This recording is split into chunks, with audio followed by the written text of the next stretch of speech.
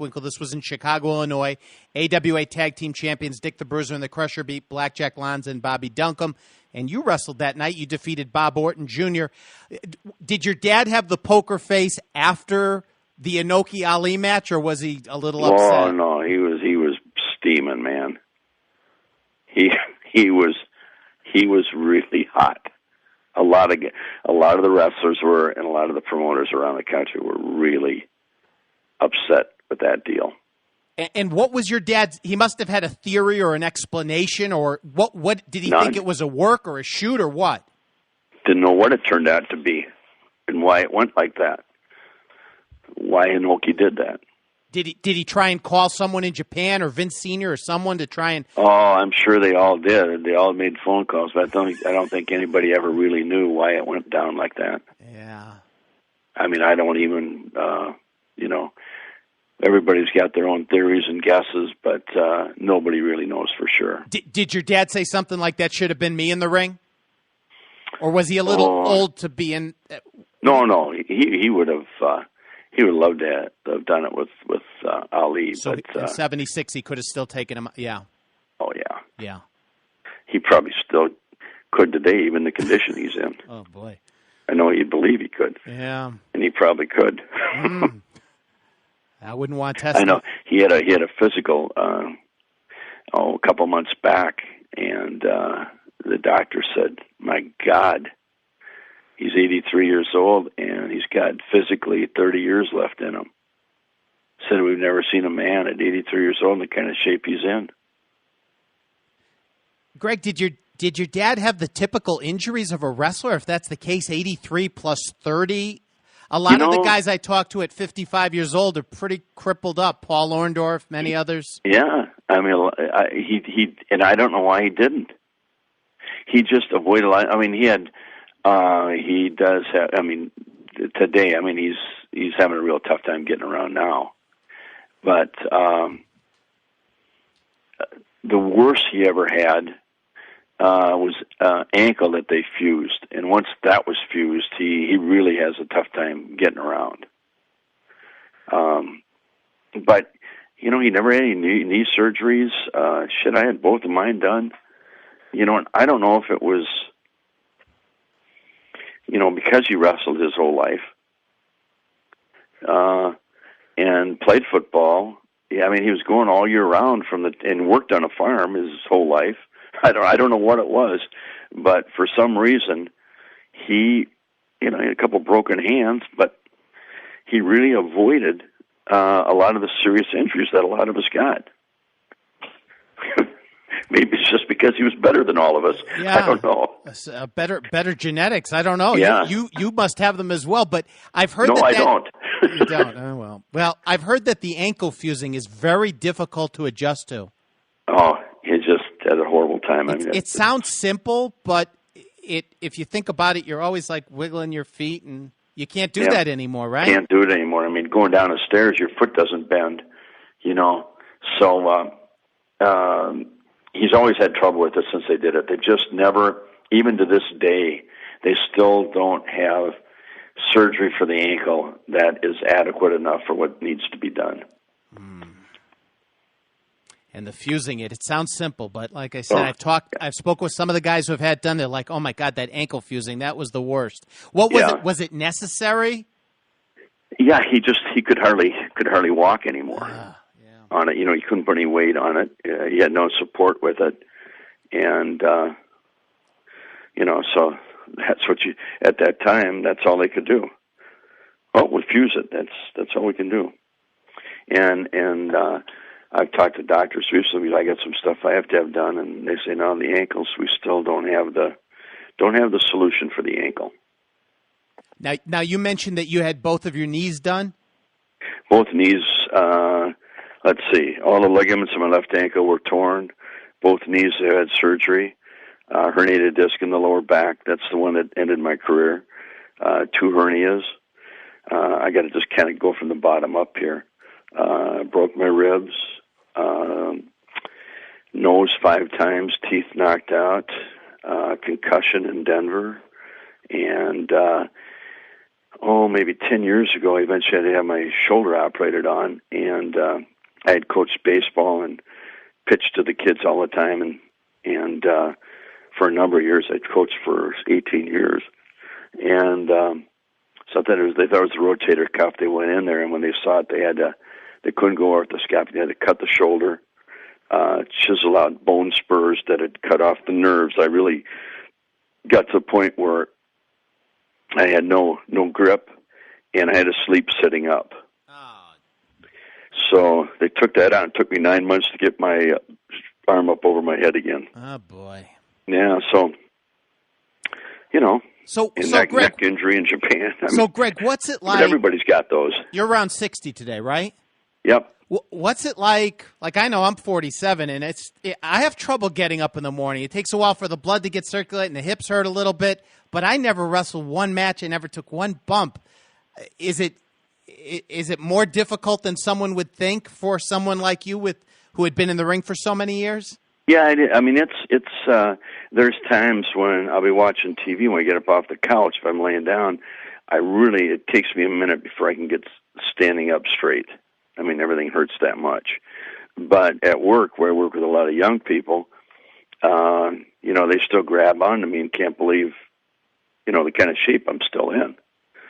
And, of course, they all want to see the sleeper hold, and they all want to. The other night I was showing them some submission holds at work and some little tricks they could use, and they were all impressed with it. So they don't see what my body feels. So they're looking at you, and they see Greg Gagne, and they're a little bit starstruck because you're still considered a celebrity by many, including myself, but they don't know what it's like inside, right? They don't know what the inside of the body's telling you, how it's screaming. Yeah. Are you recognized? You must be recognized everywhere, right? Quite a bit.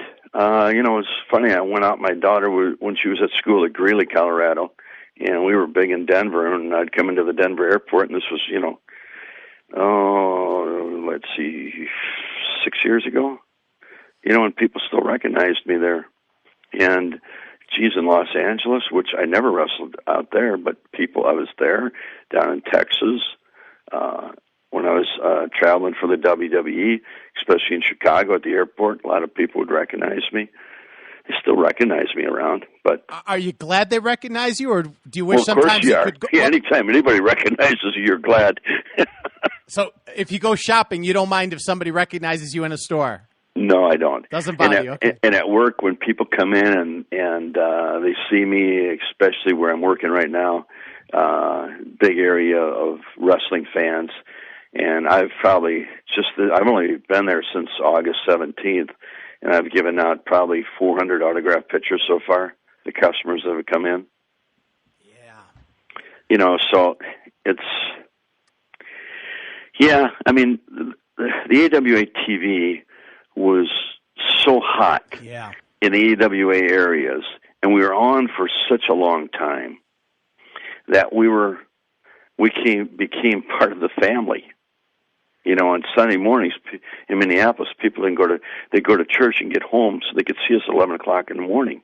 And when you've got ratings in the cities we were in, like here in the Twin Cities, we had a 25 rating with a 65% share of the audience. That's unheard of today. There was only one TV show nationally that did better than us, and that was 60 Minutes. They had a 26 rating and a 66 share, meaning that 65% of the households that had TV on were watching wrestling.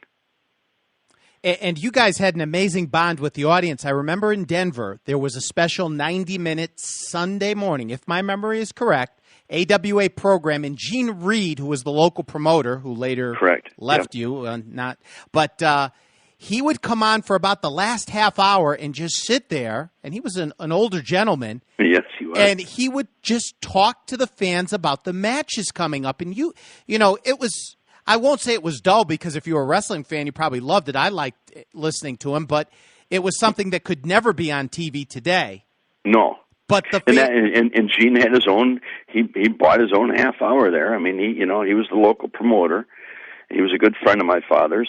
It came to a point where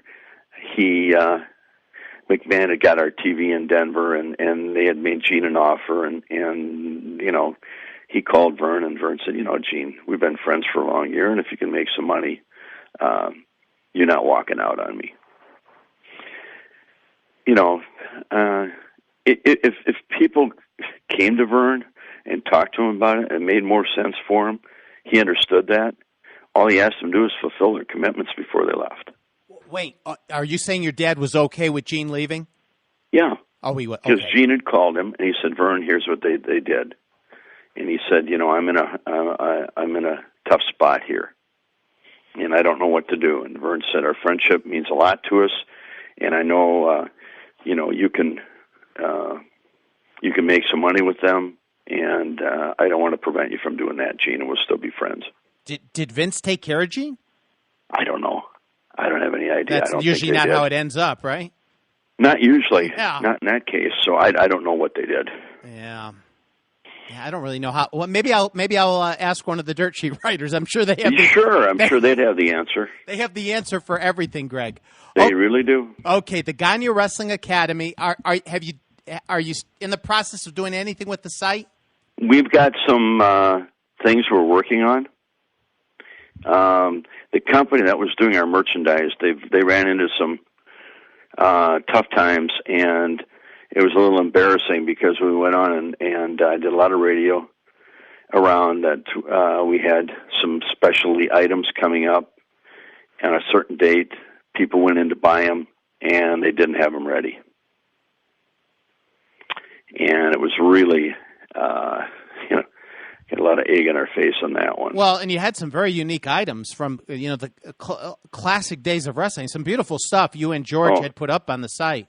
We had some other stuff that was coming that was just, it was unbelievable, and it was great stuff for anybody that is a fan of professional wrestling. I mean, this is a collection that nobody else has and could get their hands on. And we had some items that were coming up, some old throwback shirts, some hats, some other great posters. Yeah.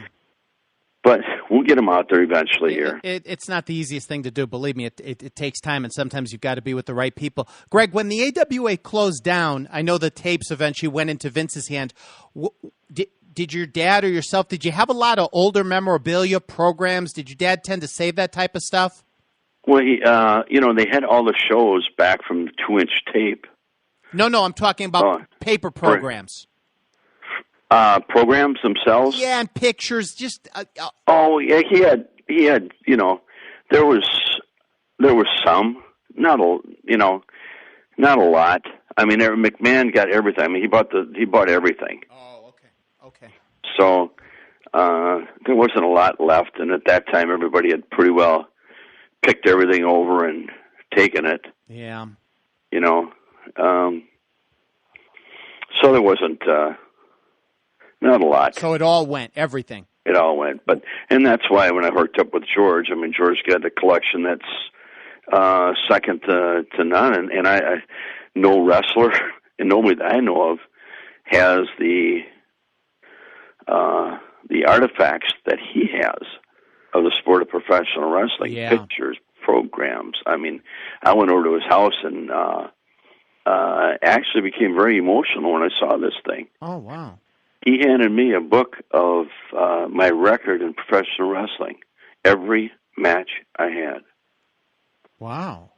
He had one for Bockwinkel. He's got a file full of them for probably, I don't know how many hundreds of wrestlers that he put together. We should get him on. So does he like to do radio? Does he like to do this kind of thing? Yeah, I think he might want to come on sometime. Yeah, maybe we should try and hook up with him sometime. Yeah. I didn't realize he'd be a great interview for you. I didn't realize he had that type of collection. Oh, he's a historian on wrestling. I mean, you can talk about any territory in the country, and he'll tell you about it. And he will be accurate. Greg, have you been watching any of the wrestling shows? Not too many. I did watch the last match on Raw Monday night. Was that Cena and Undertaker and Shawn Michaels and Triple H, Big Show, and Jericho. And your opinion? It was one of the best ones I've seen in a long, long time. Ah, there you go. Those guys did a great job, all 6 of them. I've been getting a lot of emails about Ring of Honor, and you and I had spoken about it, that we didn't really care for, Well, I didn't. All I saw, it was on, I don't know, I was clicking through the channels, and I saw about 15 minutes of it one night. And then they went to a commercial, and I changed it, and I went back, I couldn't find it again. So I don't know if they were off the air, and I've never been able to find it again. So that's all I really saw. But okay. The 15 minutes I saw, I wasn't real impressed with. Yeah, and that seems to be the opinion of the emailers, the listeners who have emailed me, saying that, it's just too high a pace. And I've spoken with some actual independent referees who work the independent circuit, and they say all the kids are trying to impress Vince. They think Vince is going to watch Ring of Honor and then bring them in, but they're trying to impress Vince with the high spot after high spot after high spot. I don't know if that would work or not. So no, I don't think so. Yeah. I don't think that's what he's looking for. I don't think he really looks for anything outside of what he's got in his own company. Well, and they'll take, when I was done there, they'll hire some independents, bring them down and throw them in their camps. Honestly, very few of them ever make it.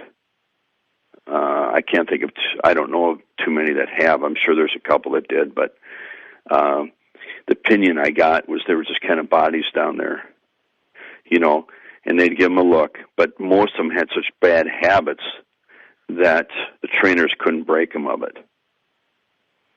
I know when I was down there was a few of them that we had to work with, and they were just couldn't get it through their heads. And I think it's because you have too big a group. The 2 kids I trained out here in Wisconsin had both been wrestling in the independent circuit. And I told them they're either going to do it my way or I'm not going to do it at all with them. And broke them of a lot of bad habits they had. And when we did it, when they finally caught on to the way I was teaching, the light went on with them. They said, "Oh my God, we didn't know anything, but we thought we did." And that's basically what it is. And I hate to do this to you, Greg, because I'm going to tell you a little story here, but I won't be able to complete it. I just remembered one of your students from, it's OVW, right? Mm-hmm. They emailed me, but I don't have the email here. I don't know where it is. I've got papers everywhere. And they were I wish I had the email because I could tell you who the name is, but they were very complimentary of the job you had done with them.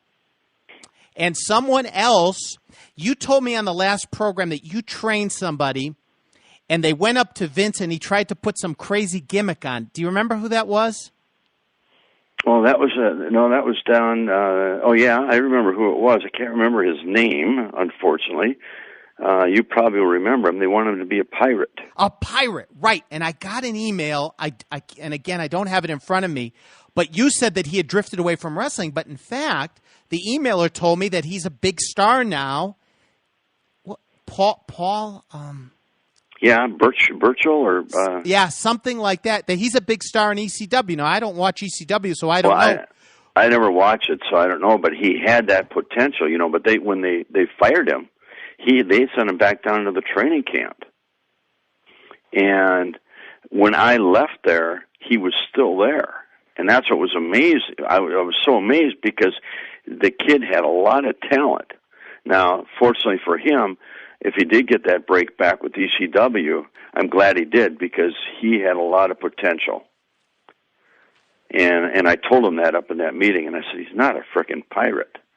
But that's the way they wanted to go. Yeah, and the emailer kind of said it to me as though you were wrong, but then I emailed the emailer back, and I said, wait a minute, that means Greg was right, that if the guy is a big star with ECW or a pretty big star, then Greg was right, that he did have potential, and you had a lot to do with that, and you were right about it.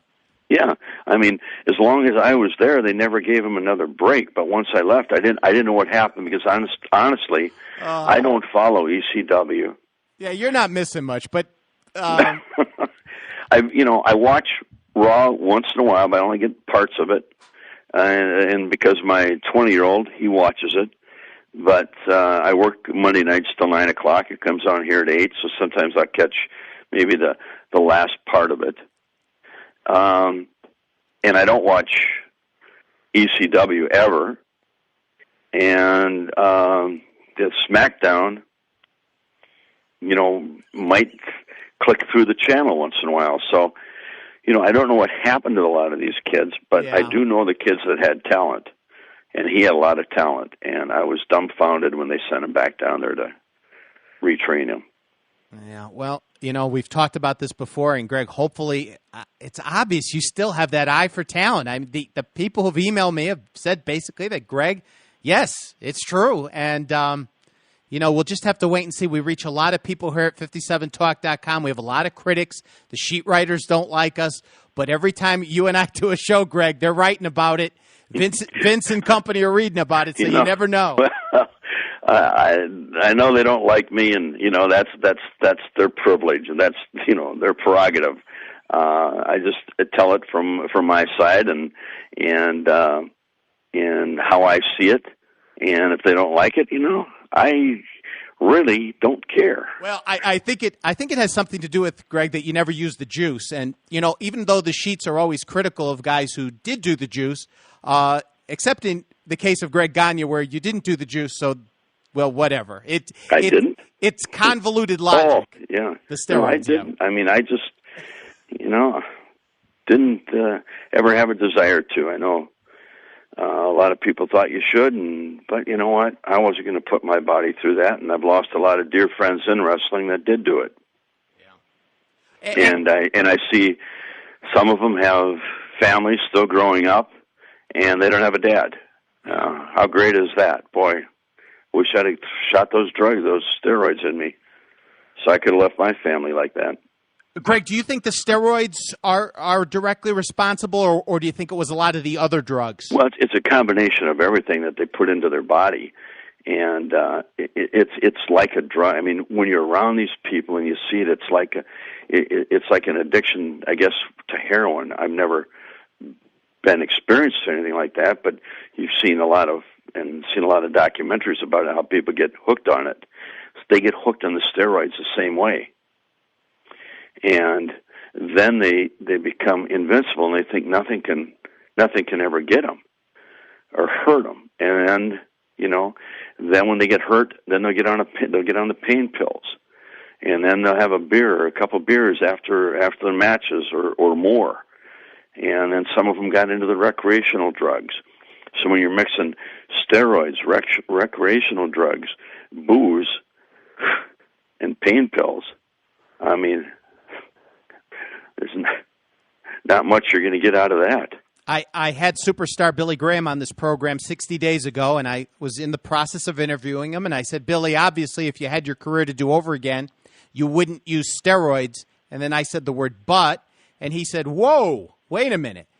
If I had my career to do over again, you're damn well right I would do steroids. So it must have a long-term addictiveness, if that's a word, that never really quite goes away, because even with all the damage that it did to Billy, he said, I don't care what long-term damage it would do. If I was young, I'd do it again. Well, that was it, because I had heard some wrestlers go to some organizations, I'm not going to mention who, and they would tell them, not to get on the drugs, but they would say, to wrestle in the main event, you really need to be bigger. I mean, what's that telling somebody? You better put some weight on, you better put some muscle on, because that's the look. That's what we need before we can give you a push to get in the main events. Yeah, we won't mention the promoter, but I've heard the same thing, and I think that, they've made the case that promoter hasn't encouraged the use of that particular drug, which we won't mention. But, like you said, if you say to someone, hey, if you're bigger, maybe it'll be better for you, what are you saying? Right. Eat more protein shakes, drink more protein shakes? Or, well, you can only do so much of that. I mean, everybody has a different metabolism. I mean, I trained as hard as anybody, in college to play football, and I couldn't put on weight, but I could. I was a quarterback, and I could bench press as much as the lineman. I could squat as much as the lineman, but my legs never got any bigger, and my body never got any bigger. But I was strong, and I went to school in Wyoming, and at 175, 180 pounds, we were in bar fights every weekend in that old cowboy town. And I think you can ask any of the guys that played football what they always wanted me on their side. But I had a little of that background with the wrestling. But even for my size, I was. Well, Greg, I want to say I could hit. Yeah, and I want to say this, Greg, about your career. A lot of the internet fans are obviously they're a little critical of you for whatever reason. You know what? But whatever, okay. I don't care. But let me say this: I interviewed Larry Matisic. I'm going to all the different interviews I did, and Larry worked with Sam, and I understand you had the problem going into St. Louis. But I asked him. We were going over the individual matches from '77, and you guys came in, and I asked Larry. I said, Larry, what about Greg Gagne and Jim Brunzell, the high flyers, when they came in? And I expected him to say, yeah, they were okay. No, hold on. He said, my God, they were great. You guys were extremely athletic, one of the most underrated tag teams of all time, and he had a lot of respect for you guys in the ring. He was very upbeat about your performance at the time. You guys, the high flyers, were ahead of your time in tag team wrestling. Well, that's what we'd like to think. And I think, we brought a style that was athletic, credible. I mean, even though with my size, we still moved and kept our opponents off balance, so it would make it look like we could compete with them. And most of them we actually really could. I mean, the way we were trained, I think most of them. Here, Gary, when I go back and think, the only people I had to please were the fans that were in the building, my family, and the guys I worked with. And if the people I worked with praised the match and told us we were right on, that's all that really mattered. And if you take a look at the attendance figures of the AWA from 1972, around when you guys started, to 1985, 86, not too many empty seats, so you must have been doing something right. Must have been doing something. It's easy for someone to be critical today, but people who are actually paying money had to leave their house in the middle of winter in Minneapolis. My God. Well, I tell you, I think, there's some matches that really stick out in my mind, and I've told you about Santana and Martel in San Francisco, and Ray Stevens and Pat Patterson in Denver. I mean, in 8 minutes in a match, these guys were so good. Their timing was so unbelievable. And everybody we'd worked with felt a lot like that when they worked with us, because we had good timing. And in 8 minutes, with a top wrist lock they had on us, and they pulled our tights and pulled our hair, we'd fight out of the thing, and they'd get us back in that top wrist lock. And in 8 minutes, we had a full-fledged riot in Denver, where they were pulling people off the ring. The police were pulling people off the ring. Whoa. When was this? Yeah, I can't remember the year. Around 70s, well, 80s? Pat Patterson and Ray Stevens were here. Okay, so 73, 74, 75, 76-ish? No, it was later than that. 77? It would have been probably 79, 80. Oh, wow, okay. And a top wrist lock, and of course Bobby Heenan in their corner, and we were pretty well established in Denver. People really loved us in Denver, and with a punch never thrown, and it was unbelievable. Well, you think about it. You've got Pat Patterson, one of the greatest workers of all time. Ray Stevens, one of the greatest. Mm-hmm. I think you guys as a tag team, just exceptional workers. And what's that mean? The fans really believe that this is all, really going on in front of them, and they get worked up and they want to lash out, and that's. But I mean, that's the difference between today's wrestling and then, and we're talking about it. the other day with some people, and what they figure is with the studies of people that watch TV, they have the attention span of about 10 to 12 seconds. That's why in the newscasts, everything is just short and quick. They have to keep it moving. So now, with the wrestling matches, they've got to keep them moving because they're afraid if you've got somebody in a hold and you're holding them down, they're going to click the channel. But I think it's been proven by the UWF that if somebody's down on the mat, they're not clicking the channel. They're wanting to see if he can get out or if he's going to get beat up or if he's going to submit or what's going to happen to him. And it was no different than old school wrestling.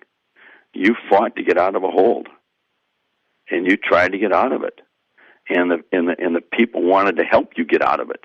Is how they got into the match. And I don't know.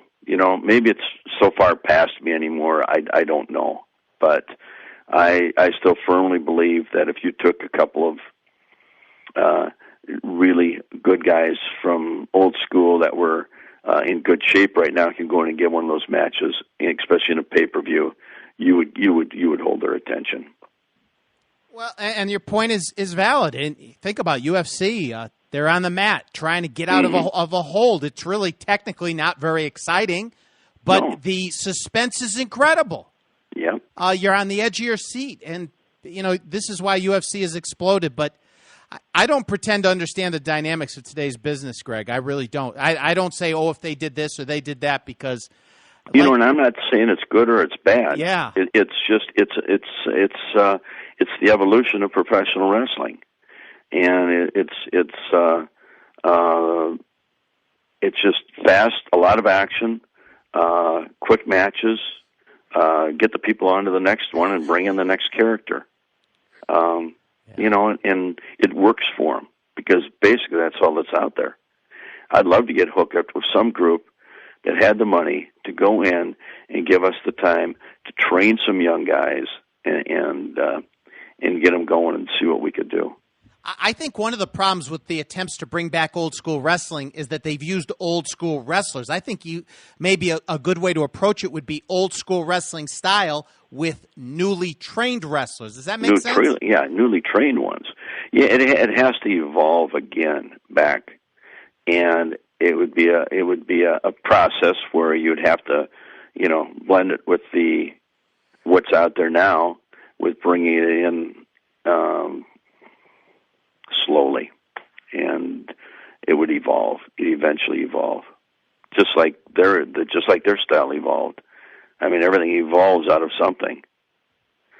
The other day, I don't know if you can get it back to that or not. Well, I don't know. The other day, Hulk Hogan and Ric Flair in Australia, you might not have heard about this, but they had an altercation, and Flair bloodied Hogan. And in the old days, it would have just been an angle leading to a feud. Of course, they're older. We all know that. But the next day, Hulk Hogan came out and said the whole thing had been staged. And, he gave away his own angle. And some people had actually – it was so realistically done that some people believed it. And Hogan felt the need the next day to say, no, it was just a stage thing, and we're just joking around. That's modern day. That's modern day wrestling. Yeah, I mean, why? I don't understand that. Was he over there promoting his book? Well, he's always promoting the book, but they're on tour. Flair against Hogan. They were having a press conference or something, and Flair showed up. Who are they wrestling for? The Bischoff Wrestling Association. Oh, they started their own thing? Well, it's just in Australia before they go to TNA. I see. Yeah. So Bischoff promoted the match over there? I believe that he's at least partially involved. Uh-huh. But I did read about the angle, and it actually, it wasn't realistic, but they sold it as realistic, and Hogan gave it away the next day. So that's new school wrestling for you. So why would you want to go back and see him again then? Well, I don't know. It just was crazy. I don't either. At least leave it open for people's imagination. Don't have the guy who got bloodied up because Flair bloodied Hogan come out. Oh, I wasn't hurt. It was just a joke. Okay, thank you. Right. Yeah, I don't know. It's beyond me then. I don't think your dad trained him that way, but no, maybe I can just maybe it's just good just keep talking to you. Okay. Greg, it's a pleasure having you on. You've opened up so many doors to the past for us of professional wrestling. Who knows? I mean, something could happen, and maybe somebody out there would really like to get some of the young kids trained, and we could get professional wrestling the way it used to be, moving at least a little bit forward again.